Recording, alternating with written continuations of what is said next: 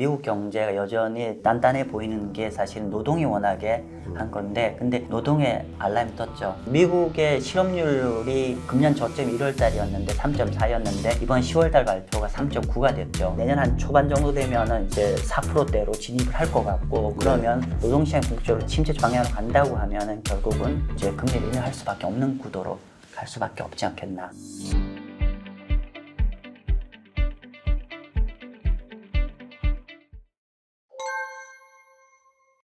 시중금리에 미치는 영향과 그리고 우리나라의 금리의 향방, 국채금리를 어느 정도 가정해 주셨으니까 네. 그 부분도 한번 말씀해 주시면 어떨까요? 사실은 이제 워낙 교수님이 거시경제 전문가라서 제가 말씀드리기 참 아닙니다. 조심스러운데 아닙니다. 아닙니다. 예. 그냥 제 소견을 너무 말씀드린다고 좋습니다. 하면은 우리가 만약에 우리가 경제나 금리만 본다고 했을 때 미국이란 변수가 없다고 하면은 좀 거칠게 얘기하면 금리가 모두 다 내려야 될 상황이지 않습니까? 예. 뭐 부동산 대출 부분이라든지 프로젝트 파이낸싱 이슈라든지 예. 또 한국의 대외 경제 여건도 굉장히 어려운 여건이잖아요. 예를 들면 대외 경제 여건만 하더라도 우리가 그럼 직관적 얘기를 하면은 우리가 G3에 의존하는 국가잖아요. 그러니까 미국, 유럽, 중국인데 이미 유럽과 중국은 거의 리세션 방향에 완전 방향을 잡았고 미국이 딱 하나 남았는데 미국마저도 그러니까 보시는 전문가마다 표현은 다르지만 어쨌든 간에 금년보다 내년이 더 다운으로 간다는 게 견해이기 때문에 한국은 뭐 복합적으로 사실은 금리를 내려야 되는 상황이고 또 게다가 미국과 달리 굉장히 변동금리 비중이 거의 한 80~90% 되기 때문에 금리가 올라가면 거의 치명타를 가는 구조다 보니까 어쩔 수 없이 우리 한은도 연초부터 동결할 수밖에 없는 거죠. 이걸 뒤집어 얘기하면 금리 올리면 한국 경제는 굉장히 엄청난 데미지가 온다는 거에 반증일 것이고 근데 그럼에도 불구하고 현재 한국의 그 10년 국채 금리가 4%가 넘어가 있죠. 그러니까 이거는 미국의 영향이죠. 결국은 미국 금리가 때문에 이제 올라갔는데 아까 제가 이미 사실은 이전에 언급했지만 미국 금리가 어느 정도 정점 근처에 왔다고 보고 좀 호흡을 좀 길게 보면은 내년부터는 좀 점점 금리가 이제 시장 금리 내려간 쪽으로 본다고 하면은 그러면은 사실 이미 답이 나왔죠. 한국 시장 금리도 이제 미국 때문에 올랐기 때문에 미국이란 변수가 딱 풀리는 상황에서는 한국 금리도 같이 내려올 수밖에 없는 상황이라고 봅니다. 그리고 조금 더 진도 나가서 말씀드리면은 그러면은 이제 중앙은행에서 미국 연준의 금리 인하를 한다고 했을 땐 당연히 한국도 금리 인하를 할 건데 저한테 이런 질문들을 많이 하세요.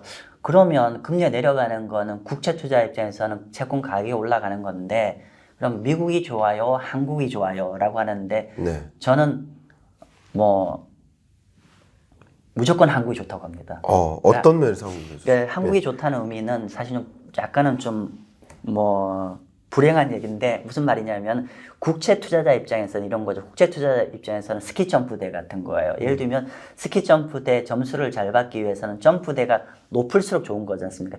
떨어지는데. 근데 물론 이제 미국이 한국보다 최근에 거의 좀 한 0.5 정도 차이 났겠는데 미국이 조금 높은데 근데 문제는 둘이 다 이제 점프를 해서 금리가 떨어진다 가정을 했을 때 어느 쪽이 더 착지점이 더 낮을 거냐는 거죠.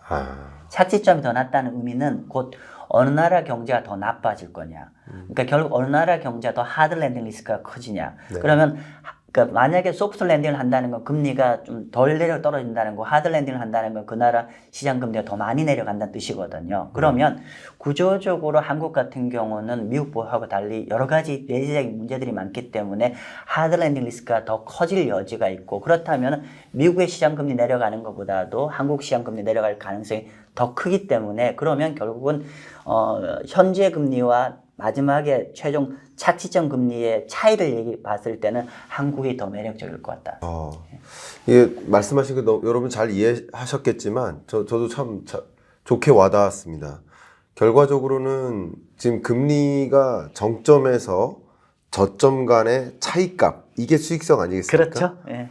이 차이값이 수익성인데 이 고점으로 보면 미국 금리가 더 높아요. 그러나 고점 대비 저점 간의 차이값이 작고 우리나라는 고점 대비 저점 간의 차이값이 크다라는 것을 말씀하시고 중장기적으로 봤을 때 그게 가능할 수 있다라는 그 근거 중에 하나는 우리나라의 실질 경제 성장률이 떨어지는 것보다 더 중요한 게 잠재 성장률의 레벨 자체가 떨어지고 있거든요.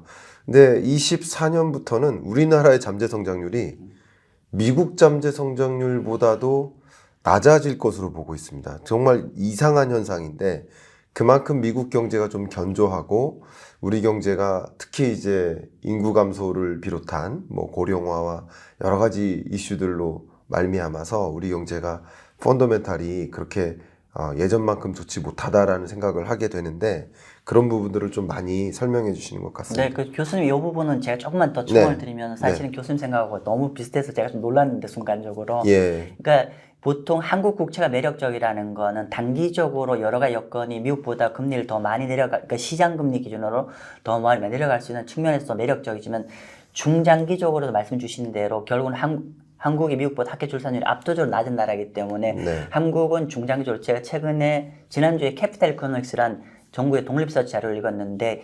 2030년 기준으로 한국은 경제가 정상화되더라도 2% 이상 성장하기 어려운 구조라고 보고 그러면 결국은 학교 출산율이 떨어진다는 급속한 고령화가 되면 그리고 저성장과 저금리가 되는 거기 때문에 채권은 기본적으로 여러분이 만약에 지금 10년짜리를 사면 지금 현재 국채금리 4%인데 앞으로 4%를 10년간 확정 또 20년짜리 사면 20년 동안 4%가 확정이잖아요. 즉 향후에 저성장 저금리가 되면은 지금 4% 확정은 원더풀한 그렇죠. 거기 때문에 단기적 그러니까 정리하면 단기적으로나 장기적으로 한국 국채는 굉장히 매력적이다. 한국 경제 여건상은. 네. 네.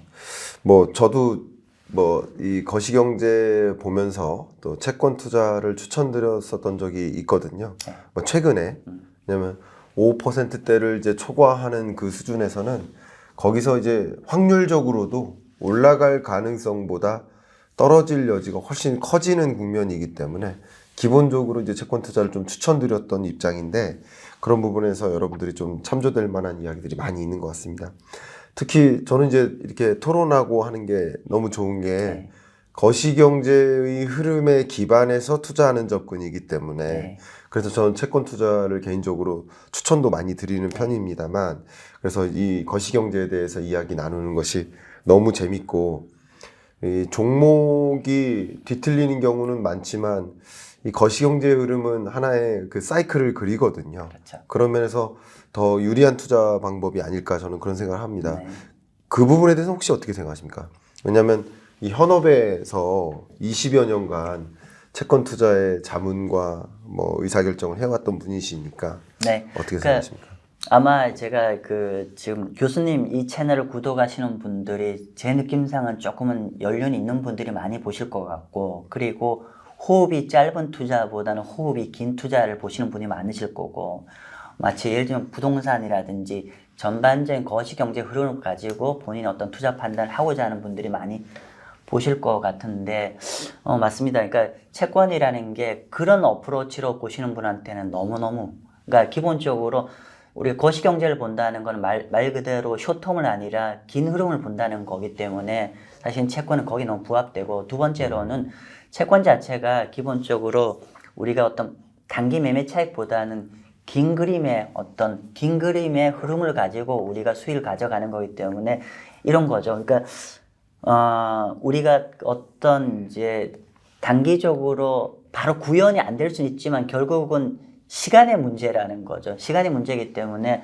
시간을 가지고 투자한다는 게 채권의 가장 큰 장점이거든요. 수익부에서. 그래서 특히나 연배가 있는 분들 입장에서는 채권 좀 공부하시면은 굉장히 매력적일 겁니다. 뭐 제가 좀 시간이 있을지 모르겠는데 보통 일반적으로 연배가 있는 분들이 예금만 주목하시는데 사실은 국채라는 거는 예금의 속성 그대로 가지고 있으면서도 또 우리가 거시경제가 흘러가면서 잘 판단해 투자를 하시면은 또 오히려 굉장히 또 좋은 투자 기회도 얻을 수 있기 때문에 사실은 주식은 사실은 경제가 무너지면 힘들지 않아요. 근데 채권은 반대로 경제가 무너질수록 채권 가격이 올라가니까 사실은 개인들 입장에서도 어떤 자산의 포트폴리오에서도 거의 반드시 좀 필요한 자산일 것 같아요. 그렇군요. 네. 뭐 향후 미국 경제가 어떻게 흘러갈 건지 그 펀더멘털에 대해서 대화를 쭉 나눌 예정인데 자꾸 추가적인 질문이 생깁니다. 네네. 왜냐하면 너무 이제 일종의 우리가 관심 분야가 비슷해서, 근데 저는 이제 이것을 리서치하는 사람이고 대표님은 그걸 이제 투자 자문하시는 분이시니까 네, 이 교집합이 좀 어느 정도 있다고 생각이 돼서 자꾸 여쭙게 되는데 향후 이따가 그 펀더멘털을 말씀 나누겠지만 향후 연준의 통화 정책 방향은 어쨌든 추가적인 금리 인상을 할 것인가 아니면 이제 끝났다고 봐도 되나 이 부분에 대한 혹시 의견은 어떠십니까? 저 개인적으로는 그러니까 물론 시장에서는 아직 그 한 차례 정도 더 올릴 여지가 있다라고 하는데 네. 저는 어느 정도 마무리가 되었다라는 생각을 좀 갖고 있고 네. 또 연준에서 그 원래 그 스테이트먼트에서 점도표에서 발표한 거에 의하면은 2024년 6월 정도부터 해서 점진적으로 인하한다고 얘기를 하고 있는데 사실은 그 인하 시점도 아마도 그보다 좀 더 빠르지 않을까라는 빠를 제 거다. 생각입니다. 예. 상당 부분 이제 비슷한 부분이 있고 완전히 다른 부분이 또 중첩되어 있습니다. 네, 네. 그러니까 저도 추가적인 금리 인상은 뭐 언제든지 가능한 거예요. 그쵸. 물가 상방 압력이 존재하는 한 네. 뭐 중동 전쟁이 또 어떻게 확전될지도 모르고 국제유가가 어떻게 급등할지 모르고 그것을 베이스로 해서는 뭐 당연히 상방은 열려 있습니다. 그러나 지금과 같은 전제하에서는 추가적인 금리 인상은 좀 어렵지 않을까. 요렇게 저도 라스트 댄스라고 생각해도 좀 크게 틀리지 않겠다. 이렇게 보고는 있습니다. 이 부분은 거의 똑같습니다. 말씀 주신 대로, 그러니까 사실은 이제 지금 금리가 동결될 건가 안 될 건가에 있는 관점은 일반적으로 주식하시는 분한테 중요한 거고요. 그렇죠. 채권하시는 분한테는 그렇게 중요한 이슈가 아닙니다. 무슨 말이냐면은 채권을 하시는 분들은 적어도 한 1년 내 2년 정도 호흡으로 보시는 거고 1년 내에 2년 호흡으로 본다고 하면은 교수님 말씀 주신 대로 어떤 이제 여러 가지 물가 변수가 터지면 금리 한 번 정도 올릴 수 있는데 중요한 거는 현재가 이미 긴축이 과도한 긴축 레벨이기 때문에 여기서 금리가 더 올라간다는 건 그만큼 그 후폭풍의 실물 경제 데미지가 더 커진다는 의미고 더 커지면 사실 국채 쪽의 뷰의 입장에서는 데미지가 커질수록 좋아지는 국면이기 때문에 네. 근데 그게 결국은 1, 2년 안에 다 구현되는 거기 때문에 사실은 뭐 그렇게 봅니다. 아, 네. 너무 좋은 접근입니다. 그럼 이제 연준을 여쭤봤으니까 네. 그다음 많은 분들이 또 궁금해하신 게 한국은행의 네. 통화정책 방향입니다. 네. 한 차례의 통화정책 회의가 남아 있죠. 네. 대표님 혹시 어떻게 보고 계십니까? 일단은 제가 국내 전문가가 아니어서 나중에 교수님들 보고 봐야 그래도 의견을 여쭙는 예, 그냥 겁니다. 이제 이렇게 보시면 될 것 같습니다. 사실 제가 투자 자문사를 하면서 아무래도 이제 그 글로벌 경제를 하려고 제가 해외 리서치를 또 유료로 많이 보고 있는데 외국인 시각에서 한국의 금리 정책 어떨 건지를 보는 걸 좀 제가 전달해주면 좋을 것 같은데 너무 좋네요. 결론은 동결입니다. 네. 현재 그러니까 외국 애들이 보기에는 한국의 여건상 금리 올릴 수 없는 여건이다. 네. 오히려 뭐 이거는 얘기가 참 조심스러운데 미국이 이제 더 이상 금리를 못 올린다라는 게 확인되면은 미국보다 금리를 더 빨리 내려올 수 있는 여지도 있지 않냐 그렇게 보는 것 같습니다. 너무 좋습니다. 저도 비슷한 뷰를 가지고 있고요. 한국은행은 금리를 인상한다 안 한다가 아니라 인상 못 한다죠. 그렇죠. 네, 여건이 특히 건드릴 수 있는 부분이 이제 뭐 크게 세 가지인데 말씀하신 것처럼 부동산 PF 부실 그리고 주택담보대출의 증가세 그리고 이것의 이제 부실 문제 그리고 자영업자 대출 문제 이런 문제들이 이제 너무나 지금 조마조마한 상황 그렇죠. 막 살얼음판 같은 상황이기 때문에 그냥 금리를 인상함으로써 이런 것을 또 안을까 하는 더군다나 또 정치적 이벤트를 앞에 둔 시점에서 그것을 이제 뭐 혹자는 좀 부실을 만들고 부동산 PF 부실도 소위 몇몇 건설사들이 하나 둘 쓰러져야만 나중에 한 번에 터지는 걸 막을 수 있다라고 하지만 정부의 선택은 또 한국은행의 선택은 그걸 내버려 둘 입장은 아니라고 생각이 돼요. 그쵸. 그 입장에서는 그들의 소명 입장에서는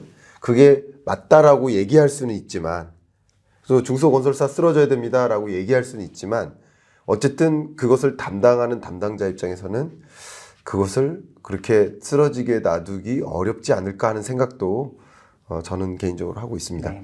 어쨌든 여러분들께서 이제 금리에 대한 판단 충분히 하실 수 있게 도움이 되셨으면 좋겠고요.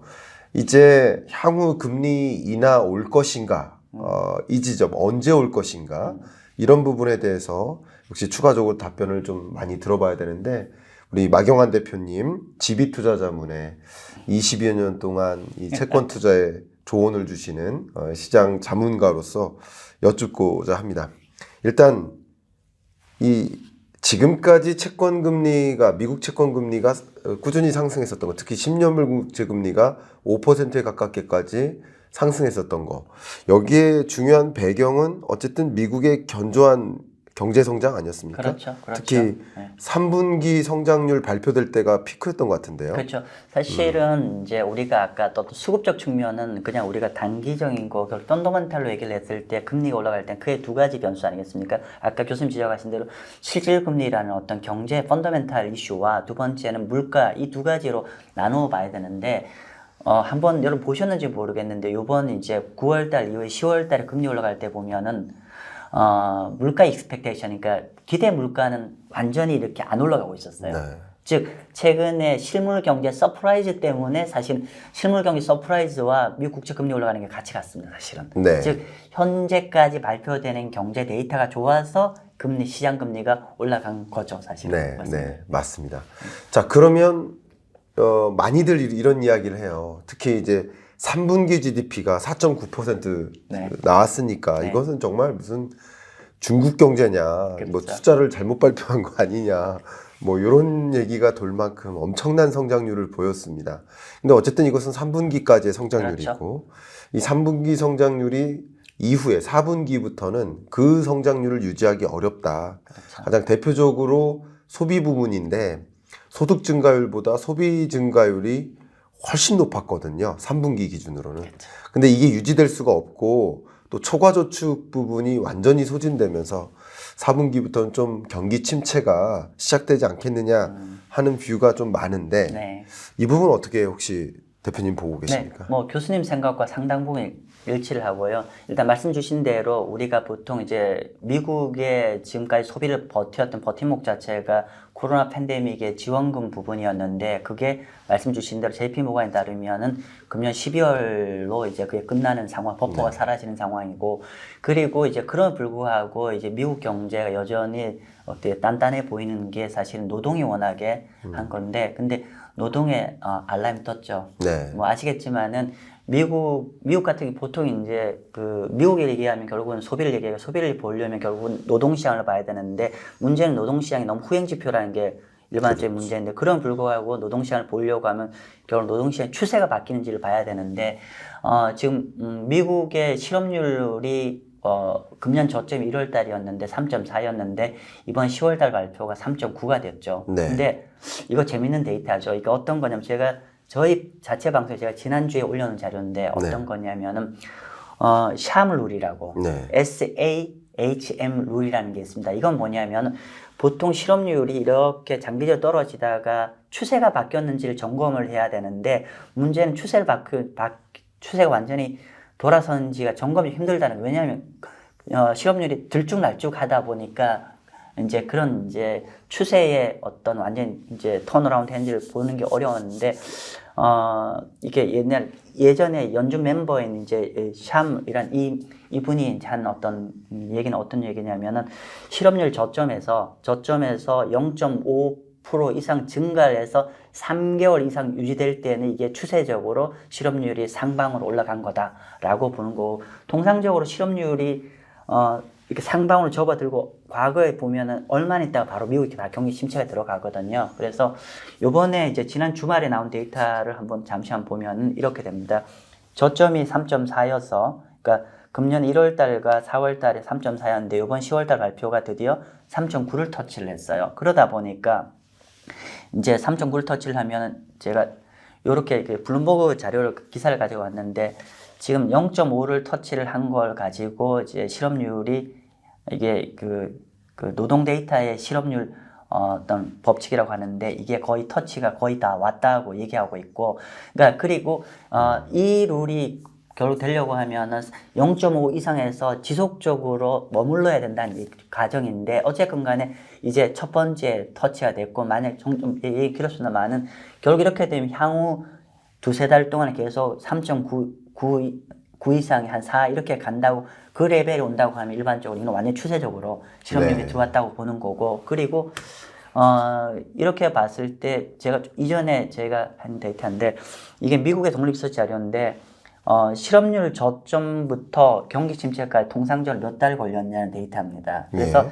쭉 보니까 지난 한 70년간 데이터인데 14개월 정도 걸렸어요. 네. 그러면 금년 1월 달에 실업률 저점이었고 이거를 이 대입에 한 환산해 보면은 내년 3월 정도입니다. 네. 근데 우연찮게도 최근에 이 샵룰과 거의 궤를 같이 하죠. 네. 그러니까 어느 정도 내년 한 초반 정도 되면은 이제 4%대로 진입을 할 것 같고 그러면 노동시장 본격적으로 진입을 이제 실업률 쪽으로 그러니까 침체 방향으로 간다고 하면은 결국은 이제 금리를 인하할 수밖에 없는 구도로 갈 수밖에 없지 않겠나. 네.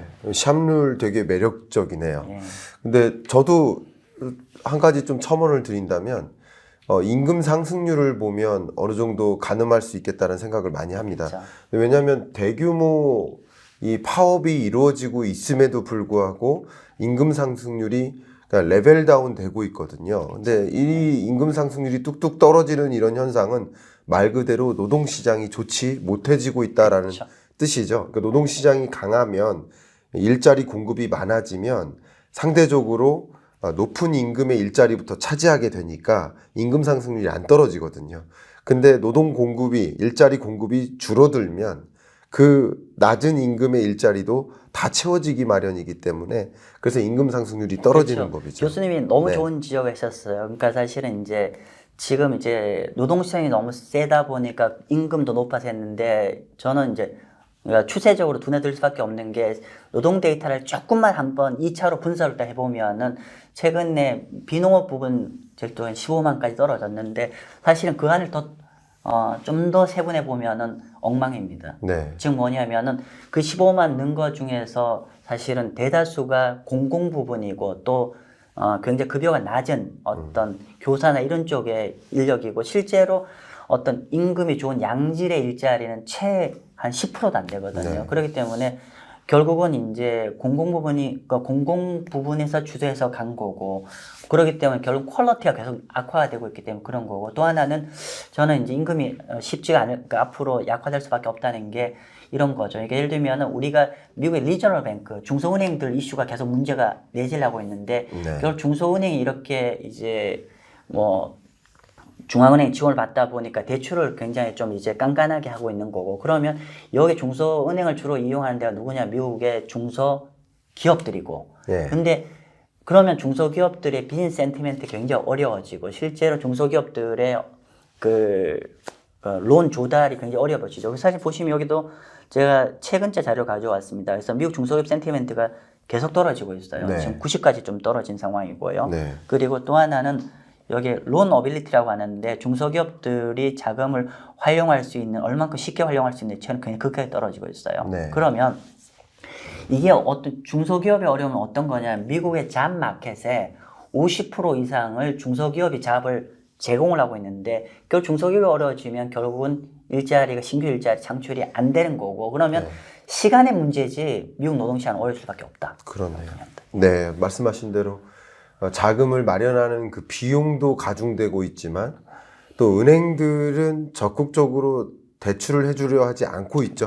맞습니다. 부실 문제, 그러니까 리스크 관리 때문에 이것은 이제 세계 공통적으로 나타나는 현상이지만 그러니까 그런 것들이 맞물리면서 노동시장이 악화되고 실업률이 올라갈 수 있겠구나. 경기 침체가 24년에 뭐 강한 경기 침체는 아닐지 몰라도 어쨌든 마일드한 경기 침체일지라도 경기 침체는 올 수 있겠구나 이런 생각을 좀 해볼 필요가 있는데 그럼 이제 경기를 봤으니까 그 다음 우리가 봐야 될 게 바로 물가입니다. 근데 연준도 이미 이야기했듯이 물가 중에서도 근원 물가를 보겠다라고 했고 근원 물가가 충분히 떨어지려면 근원 물가의 그 기여도 부분을 쭉 보니까 가장 중요한 것 중에 하나가 바로 주거 아니겠습니까? 그렇죠. 주거비. 그러니까 우리나라 언어로는 주거 광열비인데 어쨌든 미국에서 그 주거비, 렌트피 뭐 이런 것들이 안 떨어지고 있단 말이에요. 그렇죠. 그게 근원 물가가 계속 유지될 수 있게 만드는 근거 중에 하나였는데